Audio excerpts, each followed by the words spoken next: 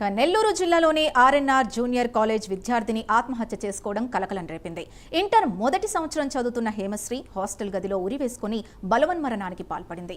హేమశ్రీ అస్వస్థతకు గురైందని కాలేజ్ యాజమాన్యం సమాచారం అందించిందని తల్లిదండ్రులు తెలిపారు. తీరా వెళ్లి చూస్తే తమ కుమార్తె ఆసుపత్రిలో విగతజీవిగా కనిపించిందని తల్లిదండ్రులు కన్నీటి పర్యంతమయ్యారు. రాత్రే హేమశ్రీ ఫోన్ చేసి కాలేజ్ వేధింపులు తట్టుకోలేకపోతున్నానని, తనను కాలేజ్ మార్పించాలని చెప్పిందని ఆమె తల్లి వాపోయింది. కాలేజ్ వేధింపుల వల్లే తమ కుమార్తె చనిపోయిందంటూ ఆరోపిస్తూ హేమశ్రీ కుటుంబ సభ్యులు, విద్యార్థి సంఘాలు కాలేజ్ వద్ద ఆందోళనకు దిగారు.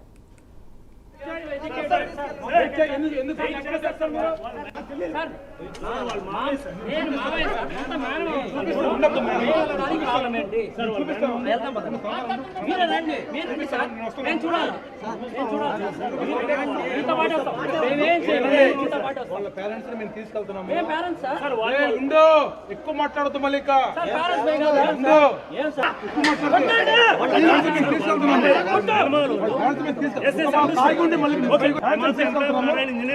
చెప్తున్నాము.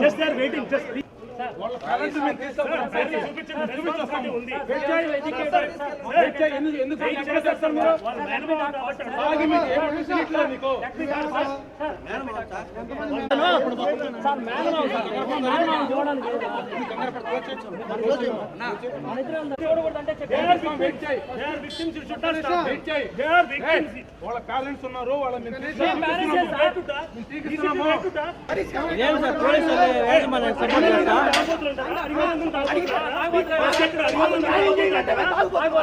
తాగబోతుంటారు వీళ్ళు, అడిగాలందరూ తాగబోతుంటారు.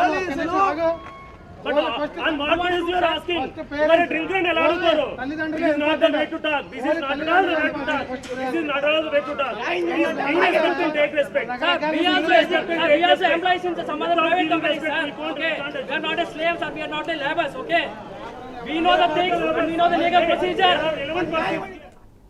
రైట్, ఇదే అంశానికి సంబంధించి పూర్తి డీటెయిల్స్ మా ప్రతినిధి నరేష్ అందిస్తారు. నరేష్, చెప్పండి, స్టూడెంట్స్ సూసైడ్ గల కారణాలేంటి? అలాగే పోలీసులు ఏదైనా ప్రాథమిక నిర్ధారణకు వచ్చారా? నెల్లూరు జిల్లాలో నెల్లూరులో దారుణం చోటు చేసుకుందని చెప్పుకోవచ్చు. ఆర్ఎన్ఆర్ కళాశాలలో మొదటి సంవత్సరం చదువుతున్నటువంటి హేమశ్రీ అనే ఒక విద్యార్థిని ఈరోజు ఉదయం హాస్టల్లో తను సూసైడ్ చేసుకున్నటువంటి పరిస్థితిలో ఒక్కసారిగా కూడా తల్లిదండ్రులకు కూడా ఏ ఇన్ఫర్మేషన్ లేకుండా ఇటు కళాశాల నుంచి డైరెక్ట్ గా కూడా దగ్గరలో ఉన్నటువంటి కార్పొరేట్ హాస్పిటల్ కి తరలించారు. అక్కడ ఎలాంటి సమాచారం ఇవ్వకుండా ఏదో బాగలేదని చెప్పి లోపల జాయిన్ చేసి కూడా వెళ్ళిపోవడం జరిగింది.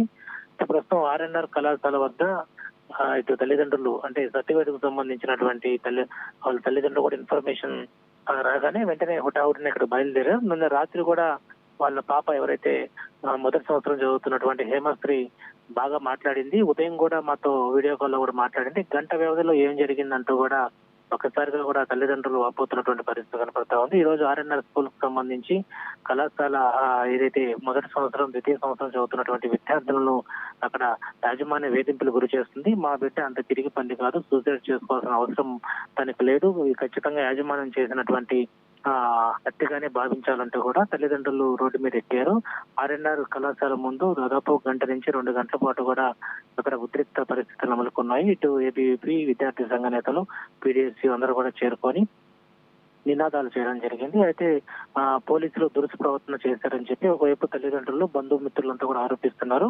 యాజమాన్యం ఉదయం జరిగినటువంటి సంఘటనతో ఒకసారిగా కూడా కళాశాలలో ఉన్నటువంటి హాస్టల్లో ఉన్నటువంటి విద్యార్థులందరినీ కూడా వాళ్ళ యొక్క ప్రాంతాలకు పంపించారు. ఎవరు కూడా అక్కడ ప్రస్తుతం లేరు. కనీసం వాచ్మెన్ కూడా లేకపోవడంతో తల్లిదండ్రులు, బంధుమిత్రులు అక్కడికి రావడంతో ఒక్కసారిగా కూడా సమాధానం చెప్పేటువంటి ఏ వ్యక్తి లేకపోవడం ఏంటనే దాని మీద కూడా పోలీసులని అడగడం జరిగింది. కానీ పోలీసులు ఆ బిల్డింగ్ కి ప్రొటెక్ట్ చేయడం జరిగింది. అయినప్పటికీ కూడా వాళ్ళ ఆవేశం ఎవరు కూడా ఆపలేరు కాబట్టి లోపల ఉన్నటువంటి చిన్నపాటి అద్దాలను కూడా పగలగొట్టి తమ నిరసన అయితే వ్యక్తం చేశారు. ఆ విద్యార్థి ఎవరైతే హేమశ్రీ 16 సంవత్సరాలు మొదటి సంవత్సరం చదువుతున్నటువంటి ఇంటర్మీడియట్ ఆ విద్యార్థి మృతి పట్ల అనుమానాస్పద మృతిగా కూడా పోలీసులు విచారిస్తా ఉన్నారు. ఏదేమైనా కూడా 5th టౌన్ పోలీసులు, అదేవిధంగా 4th టౌన్ పోలీసులు సంఘటన స్థలాన్ని చేరుకొని బంధువులందరినీ కూడా అదుపు చేసే ప్రయత్నం అయితే చేశారు. మొత్తానికైతే హేమశ్రీ ప్రస్తుతం ప్రభుత్వ మార్చరీ గదికి కూడా పంపించడం చేయడం జరిగింది. అక్కడి నుంచి ఆ యొక్క బాడీని తీసుకొని కళాశాల ముందు ధర్నా చేసేందుకు కూడా తల్లిదండ్రులు ప్రయత్నించారు. ఏదేమైనా కూడా అక్కడ కొంచెం ఉద్రిక్త పరిస్థితుల్లో పోలీసులంతా కూడా అదుపు చేశారు.